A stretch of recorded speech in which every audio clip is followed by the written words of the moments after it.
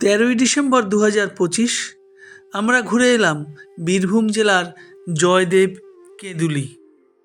এটি জয়দেব মন্দির, নবরত্ন স্থাপত্যশৈলীতে নির্মিত এবং এর গায়ে টেরাকোটার কাজ দেখা যায়।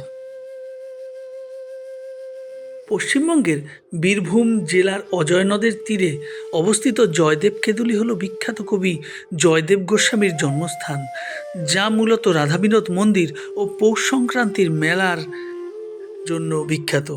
মন্দিরের মধ্যে রাধাকৃষ্ণ বিগ্রহের সাথে সাথে পদ্মাবতী এবং জয়দেবের বিগ্রহ দেখতে পাওয়া যায়।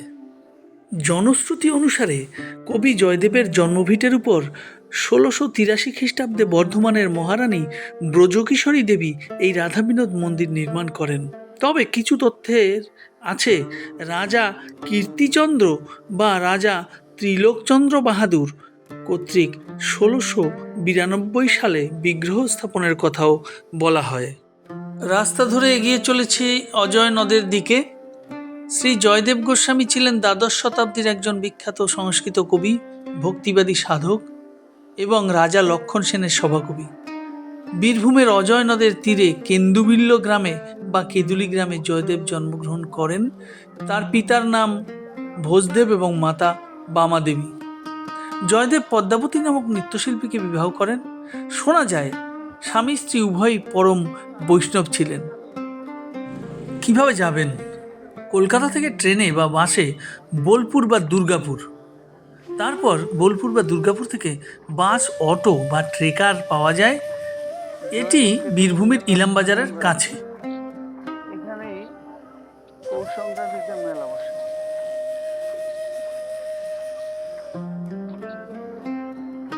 আমরা ছোটবেলা পড়েছিলাম অজয় নদে এলোবান জলে ভাসে সোনার ধান, এখানে বান আছে, তখন হয়তো এইসব চর ডুবে যায়। এখানে কিন্তু প্রচুর কাশ ফুলের বন দেখা যাচ্ছে।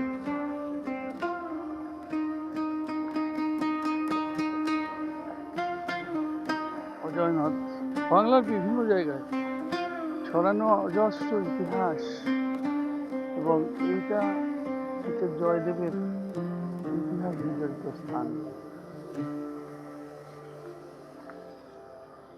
আমরা আরেকটু এগিয়ে যাচ্ছি। অজয় নদের জলধারা এখানে দেখা যাচ্ছে।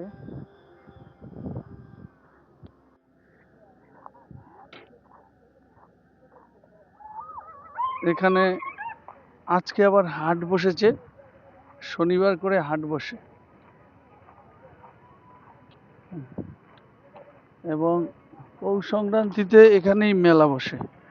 আমরা এখন অজয় নদের চরের মধ্যে রয়েছি। এইখানে যে মেলা বসে তার মূল আকর্ষণ হলো বাউল ফকির ও বৈষ্ণব সন্ন্যাসীদের সমাগম। অজয় নদের কদম্বঘণ্টি ঘাটে প্রচুর লোক পুণ্যস্নান করেন। আমরা এখন অজয় নদের তীরে এসে উপস্থিত হয়েছি। জল খুব কম আছে, কিন্তু চারিদিকে মনোরম দৃশ্য, খুব সুন্দর লাগছে। কাশফুল দেখা যাচ্ছে, হ্যাঁ, কিন্তু জলের ধারা কম আছে। এখানেই পৌষ সংক্রান্তিতে জয়দেব কেঁদুলির মেলা অনুষ্ঠিত হয়। আপনারা দেখে নিন অজয় নদীর যে অপূর্ব দৃশ্য এখানে দেখা যাচ্ছে। ভালো লাগলে লাইক ও সাবস্ক্রাইব করে দেবেন। ধন্যবাদ।